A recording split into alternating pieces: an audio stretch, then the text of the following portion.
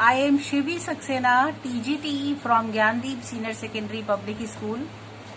Students, जैसा कि आपको पता है, हमारा चैप्टर नंबर 4 हिस्ट्री का चल रहा है, रनिंग में है। जिस चैप्टर को हम आपके सामने लेकर आए हैं, ये है द मुगल एम्पायर।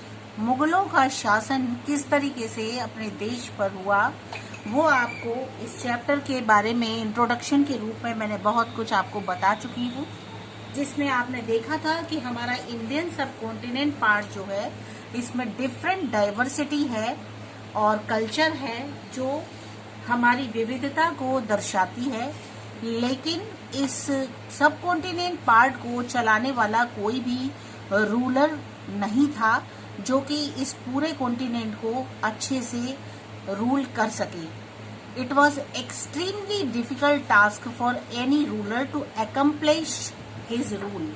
अपने शासन को वो किस तरह से चलाए, पूरे सब कॉन्टिनेंट को देख सके, ऐसा पॉसिबल नहीं हो पा रहा था। Mughals did it in early age, लेकिन समय रहते ही, पुराने समय से जो मुगल्स थे, उन्होंने ऐसा किया। अब क्वेश्चन आता है कि उन्होंने ये किस तरह से कर पाए, हाउ इट इज पॉसिबल। तो स्टूडेंट्स, आंसर आपको मिल चुका है इसका। मुगल्स जो थे वो 1526 से लेकर के 1707 तक उन्होंने राज्य किया। सबसे पहले जो रूलर थे इसमें वो थे बाबर, सेकंड थे आपके लास्ट जो थे वो थे औरंगजेब। ठीक है, तो कंट्रोल किया उन्होंने पूरे सब कॉन्टिनेंट पर, और इस तरह से राज्य किया, रूल किया कि वो एक योग्य शासक के रूप में कहलाए। तो बाबर से लेकर के औरंगजेब के बीच की कहानी बहुत लंबी है और इसमें क्या कुछ हुआ वो सारा ही आपके इस चैप्टर में मेन रूप से बताने का टारगेट है। ठीक है बच्चों, तो यही आपका चैप्टर है बेसिकली। अच्छा, इसको अगर हम थोड़ा सा अपने सिग्निफिकेंस देखें बाबर की, तो उसमें भी हम देख चुके थे कि जो एडमिनिस्ट्रेशन था बाबर का, वो बहुत ही अच्छा हुआ करता था। वो इस तरीके की प्रशासन चलाता था जो कि पॉलिटिक्स जो है वो बहुत अच्छे से काम कर सके और लोगों के बेनिफिट में रह सके।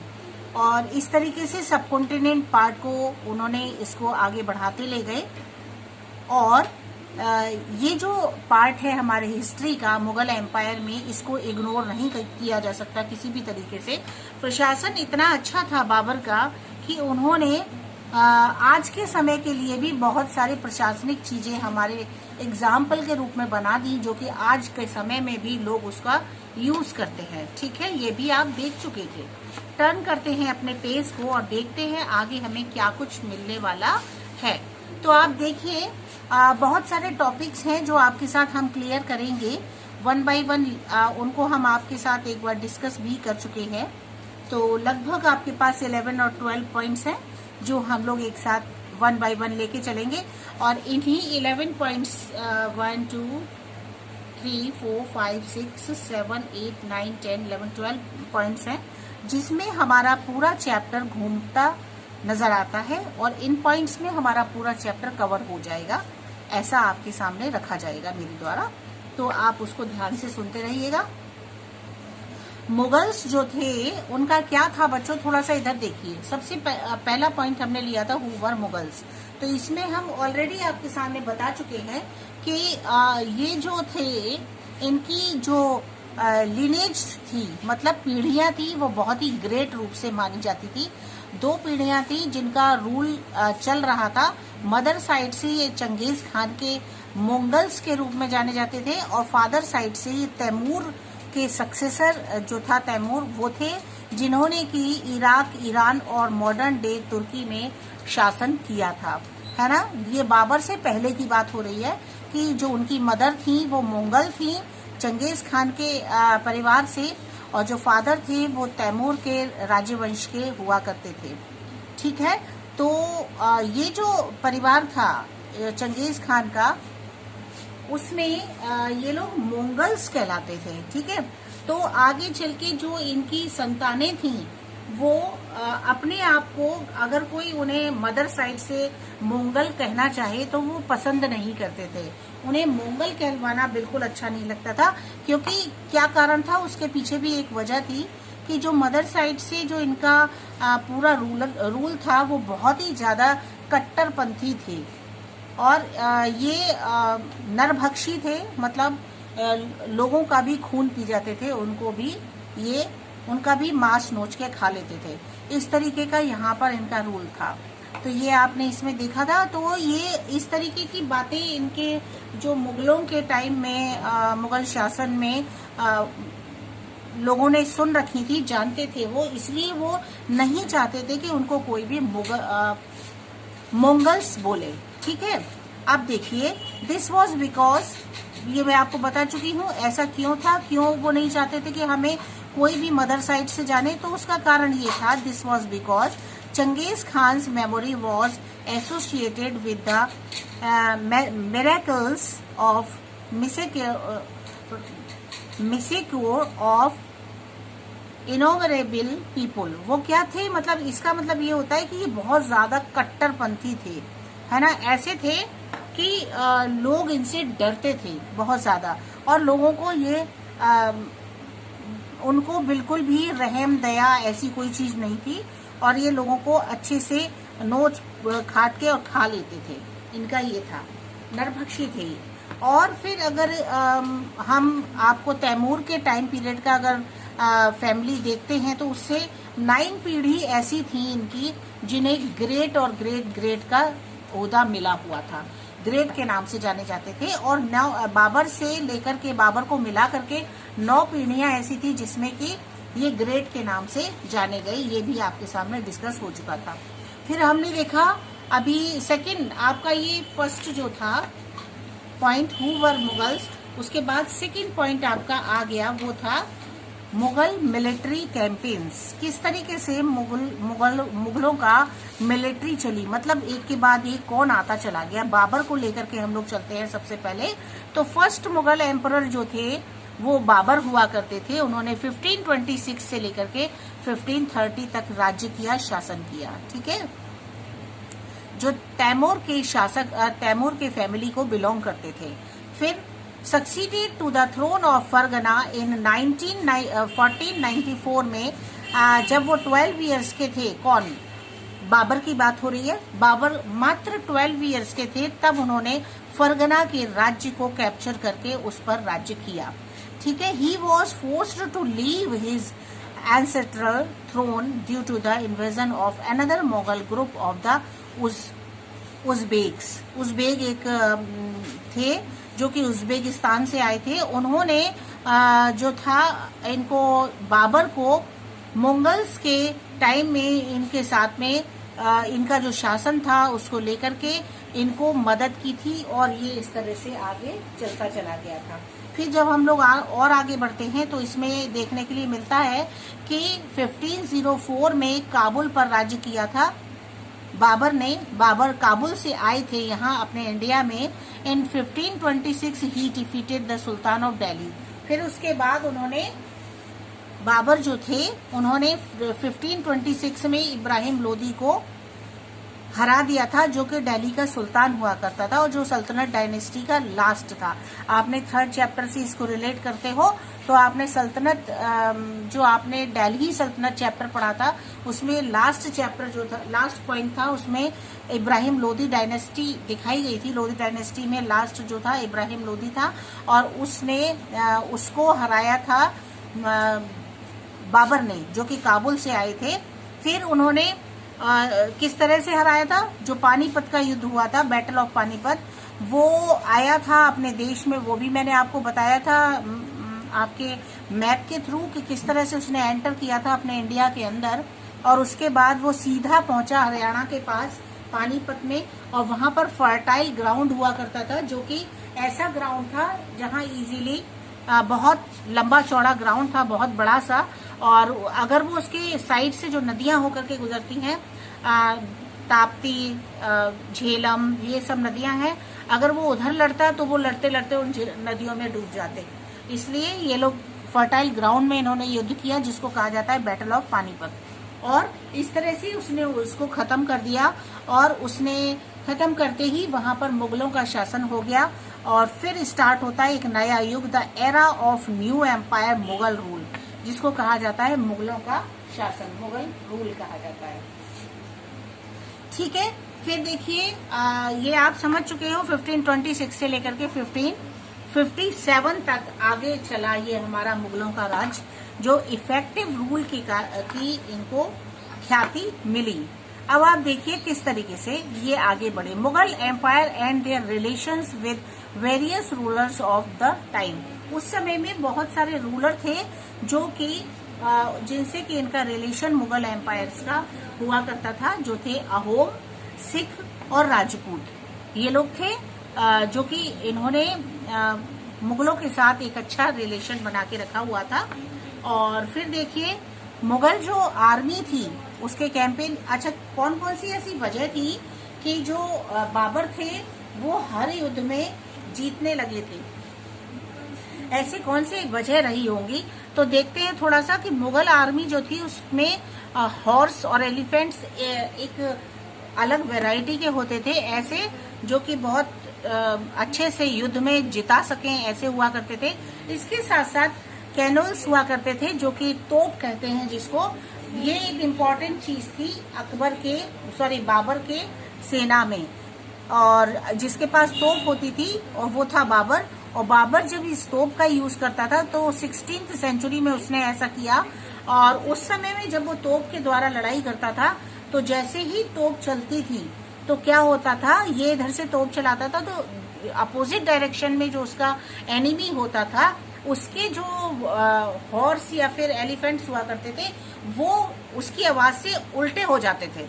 अब उनकी डायरेक्शन चेंज हो जाती थी, वो अपने ही सेना के लोगों को मार देते थे। उससे क्या होता था, ये जो पर्सन था, जो बाबर था, ये जीत जाता था। ये कारण बना था इसके जीतने का। ठीक है, आगे चल के इसने राणा सांगा को भी इसी तरीके से डिफीट कर दिया।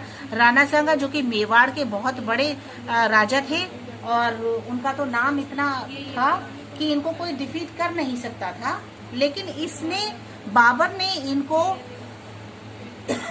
इनको भी हरा दिया। उसका एक कारण और भी था बच्चों, जो आप ध्यान से सुनोगे तो आपको एक नॉलेज मिलेगी कि एक शिलखंडी करके एक था पर्सन उनकी कोर्ट में, राणा सांगा की कोर्ट में, जो कि उनके खिलाफ खड़ा हो गया और उसने उनको धोखा दे दिया राणा सांगा को। और जिस धोखे की वजह से वो बाबर से जाकर के मिल गया, इस वजह से भी वो राणा सांगा जो थे वो डिफीट हो गए, हार गए। ठीक है, तो अब 1526 से लेकर के 30 तक जो बाबर ने युद्ध लड़े थे वो 3 थे। सबसे पहला युद्ध था कि उसने Ibrahim Lodi and his Afghan supports at Panipat. उसने इब्राहिम लोदी को डिफीट करके और उसके जो अफगान्स थे उनको सपोर्टर जो पानीपत के थे वहां भी युद्ध करके उसने उनको हरा दिया था। फिर 27 में उसने राणा सांगा को सिलखंडी के धोखा देने की वजह से राणा सांगा को उसने हरा दिया, क्योंकि उसको उसका मौका मिल गया। एंड एलाइस एट खनवा, और उसने खनवा पर राज्य कर लिया। उसके बाद 1528 में डिफीट किया उसने राजपूत को, जो कि चंदेरी के राजपूत हुआ करते थे। ठीक है, इस तरह से उसने बहुत 3 युद्ध लड़े जो उसके नाम से जाने जाते हैं, उसके लिए वो बताए जाते हैं कि ये बाबर ने युद्ध लड़े थे। ठीक है, एस्टेब्लिश किया उसने, फिर आगे चल के कंट्रोल कर लिया आगरा और दिल्ली को भी। दिल्ली और आगरा पर भी उसने अपना कब्जा कर लिया, कंट्रोल कर लिया। और इस तरीके से लास्ट में आकर फिर उसकी डेथ हो जाती है, वो मृत्यु हो जाती है। Babur and the beginning of the Mughal era. फिर इस तरीके से जो बाबर हैं उनके साथ में फिर मुगल एरा का मतलब एक मुगलों का नया शासन के रूप में युग बनने लगा, तैयार होने लगा। अच्छा, ऐसी बात नहीं है कि बाबर के बाद में मुगलों का शासन खत्म हो गया था, ऐसा नहीं था, बल्कि उसका जो बेटा था जिसका नाम था हुमायूं, जिसने 1530, 1540 और 1555 से लेकर के 1556 में, अब देखिए आपके दिमाग में क्वेश्चन आता होगा कि ये मैम डबल क्यों लिखा हुआ है। डबल की भी वजह है बेटा, वो आप आगे देखोगे कि क्या वजह है। ठीक है, मैं आपको बताऊंगी अभी। तो हुमायूं जो था उसका बेटा था बाबर का, क्योंकि ये जो गवर्नमेंट थी उस समय की वो कैसी थी, मोनार्ची गवर्नमेंट थी, हेरिडेटरी था, मतलब एक बेटे के बाद दूसरा बेटा, दूसरे के बाद उसी का बेटा राजगद्दी संभालेगा और कोई ना आए, ऐसे उसको गवर्नमेंट को क्या कहा जाता है, मोनार्ची गवर्नमेंट। ठीक है, तो हुमायूं जो थे उन्होंने क्या किया, उन्होंने अपने जो राज्य था उसको उन्होंने अकॉर्डिंग टू द विल, जितना उसके पास था उसके फादर का उसको दिया को मिला था फादर के द्वारा उसे, उसको उसने अपने भाइयों में आपस में बराबर बराबर प्रोविंस जो थे उसने बांट दिए। ठीक है, तो उसने तो बहुत अच्छा काम किया था कि जो भी उसके भाइयों का हिस्सा था वो अपने भाइयों को उसने दे दिया।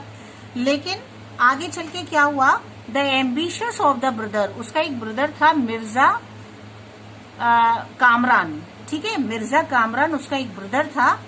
अच्छा, इसको ब्रदर को क्या कहते थे, हाफ ब्रदर, इन लोगों को बोला जाता था हाफ ब्रदर, मिर्जा का। अच्छा, हाफ ब्रदर सुन के आपके दिमाग में आता होगा कि आखिर ये कौन सा ब्रदर है भाई, हाफ ब्रदर, कजन ब्रदर सुना जाता है, कजिन होते हैं, रियल ब्रदर होते हैं, लेकिन ये हाफ ब्रदर क्या होता है तो बताती हूँ आपको बच्चों। क्या होता था कि पहले के समय में एक राजा की कई सारी रानियां होती थी, और जब रानियां बहुत सारी होती थी तो उनके बच्चे भी जो थे वो हुआ करते थे। तो जो उनके बेटे होते थे उनको जो मदर होती थी उनके अलग अलग जो बेटे होते थे वो आपस में हाफ ब्रदर कहलाते थे। तो ये जो था मिर्जा कामरान, ये हुमायूं का हाफ ब्रदर था। ये क्या करता था, ये अंदर ही अंदर हुमायूं से जेलसी रखता था, और जो भी हुमायूं के लोग थे जो उसको ताकत पहुंचाते थे वो उसको खिलाफ भर देता था, और भरने से वो हुमायूं का साथ छोड़ देते थे। और ये बहुत ज्यादा कैसा था, स्वार्थी था, मतलब बहुत ज्यादा इसको जितना उसको दिया गया था प्रोविंस उसने हुमायूं ने बांट दिए थे, उससे इसे खुशी नहीं थी। ये चाहता था कि जितना भी मुगलों का राज्य है वो मुझे पूरा दे दिया जाए। लालच था इसके मन में, जबकि लालच बहुत बुरी बला होती है, लेकिन इसने अपने मन में लालच बना रखा था और ये चाहता था कि उसके भाई का उसको पूरा राज्य मिल जाए।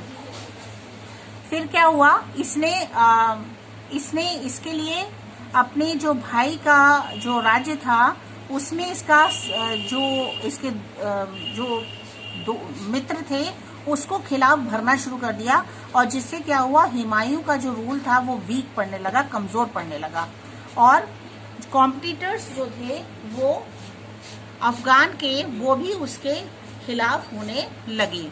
उससे क्या हुआ, फॉट 2 बैटल्स विद शेरशाह। फिर आगे चल के शेरशाह सूरी के साथ 2 युद्ध हुए, जिसमें एक चौसा का युद्ध था, दूसरा युद्ध था कन्नौज का, जिसमें कि शेरशाह सूरी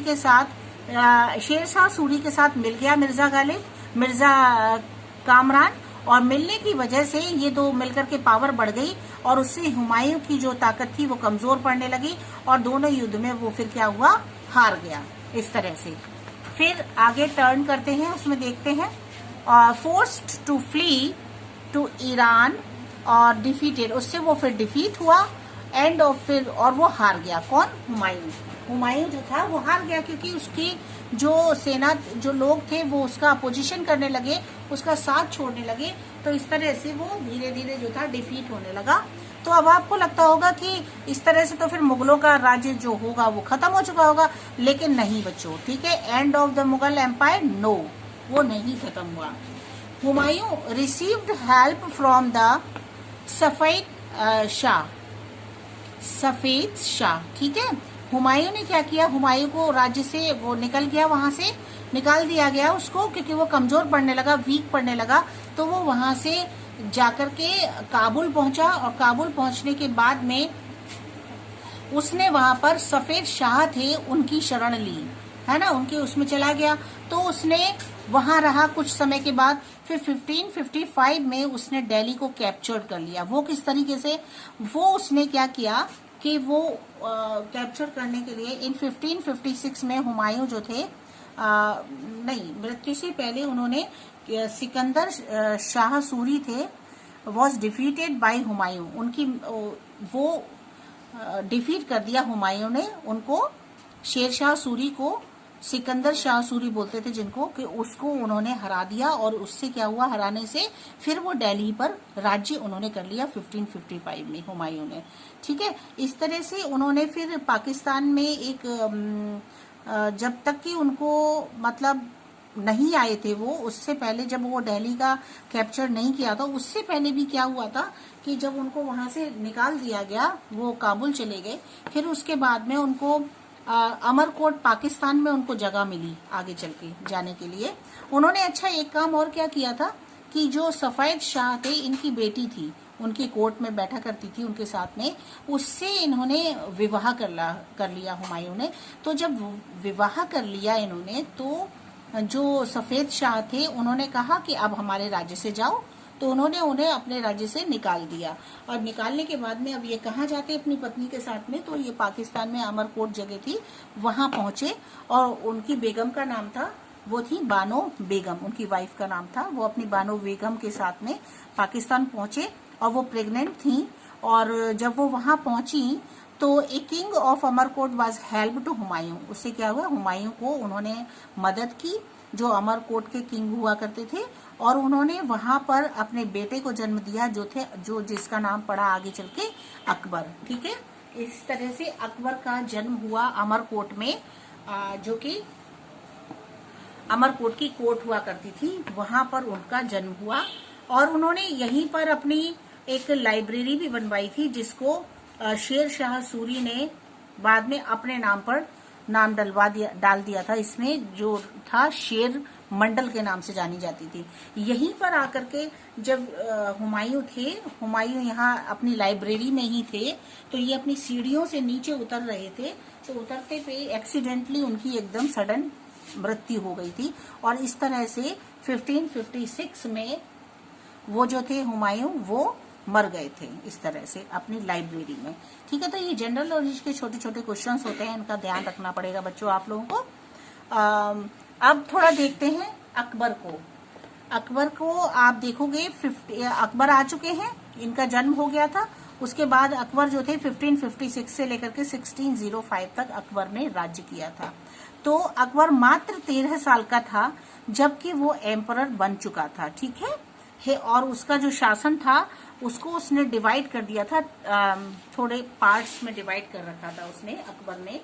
अकबर जो थे वो बहुत अच्छा एडमिनिस्ट्रेशन चलाने वाले माने जाते थे और बहुत अच्छे इनके बारे में भी हम लोग पढ़ेंगे। अकबर की पॉलिसी जो थी, नीतियां थी, वो बहुत अच्छी थी।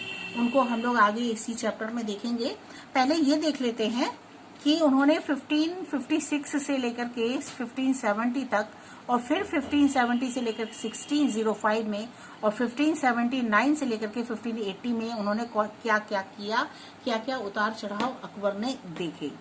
ठीक है, अच्छा इसमें एक चीज आप और बच्चों देख रहे होंगे कि कभी भी इसमें आपको ये नहीं मिला होगा कि बाप बेटे में बहुत प्रेम है या भाई भाई में प्रेम है, ऐसा नहीं था। मुगलों का शासन जो था, मुगल थे वो आपस में लड़ते थे, इनको कभी भी आपस में एक दूसरे से इनकी बनती नहीं थी। जैसे पिता पुत्र में झगड़ा रहता था, नहीं पसंद करते थे एक दूसरे से, या भाई भाई थे तो वो एक दूसरे को नहीं पसंद करते थे, या फिर भाई ही अपने भाई का विरोध करते हुए उसके मित्रों को अपनी तरफ कर लेता था। इस तरीके से ये जो चीज थी, लेकिन फिर भी मुगल शासन तो अपनी जगह से अच्छे से चल ही रहा था। ये सब होने के बावजूद भी मुगल राज्य जो था वो अच्छे से अपनी चढ़ाई चढ़ रहा था, ऊंचाइयों तक छू रहा था, क्योंकि सिस्टमैटिक उन्होंने इस तरीके का ताना बाना बुन रखा था कि वो एडमिनिस्ट्रेशन ऐसा था कि वो ऑटोमेटिकली अपना काम चलता था उनका। तो 1556 से लेकर के 1570 में जो वो थे बैराम खान थे, एक बैराम खान हुआ करते थे, उन्होंने अपना एक इंडिपेंडेंट किंगडम तैयार किया। फिर उन्होंने लॉन्च की एक मिलिट्री कैंपेन्स, जिसमें उनके साथ सूरी, अफगान, मालवा और गोंडवा और मिर्जा हकीम ये हुआ करते थे इनके साथ में। अच्छा, जो मिर्जा हकीम थे ये भी बाबर के कौन थे? वही हाफ ब्रदर थे, जैसे आपने उसमें पढ़ा था वैसे इसमें थे। अब देखिए उधर भी हाफ ब्रदर जो थे और जो हुमायूं थे उनकी आपस में नहीं बनती थी।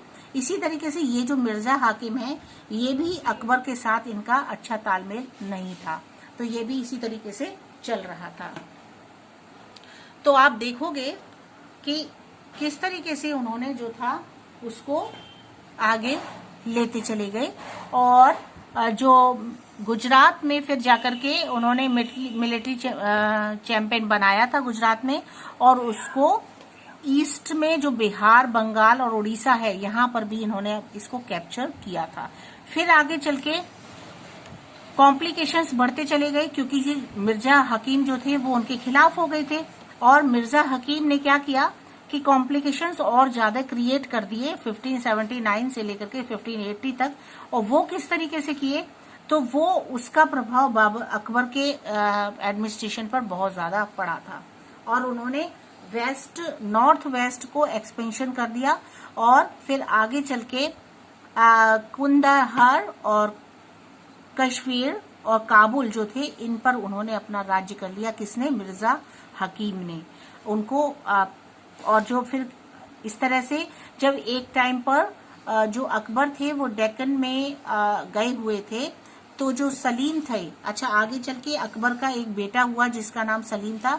जब ये जो अकबर थे इन्होंने शादी की थी, एक मेवाड़ की राजकुमारी थी जिसका नाम था जोधा अकबर, जोधा थी, उनसे इन्होंने मैरिज की थी। और इनके चाहते थे कि उन्हें एक पुत्र मिले, लेकिन पुत्र नहीं था उनके, तो उन्होंने सूफी सेंट थे एक सलीम, उनके पास जाकर के उन्होंने बहुत मन्नतें की, और उसके बाद उन्हें सलीम मिला, उनका पुत्र उनको प्राप्त हुआ।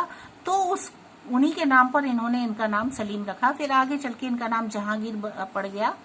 और फिर इस तरीके से जो था चलता रहा। फिर आगे चल के जहांगीर की मृत्यु अबुल फजल जो थे, Abul Fazl was dead by Jahangir, Jahangir ने अबुल फजल की मृत्यु कर दी थी।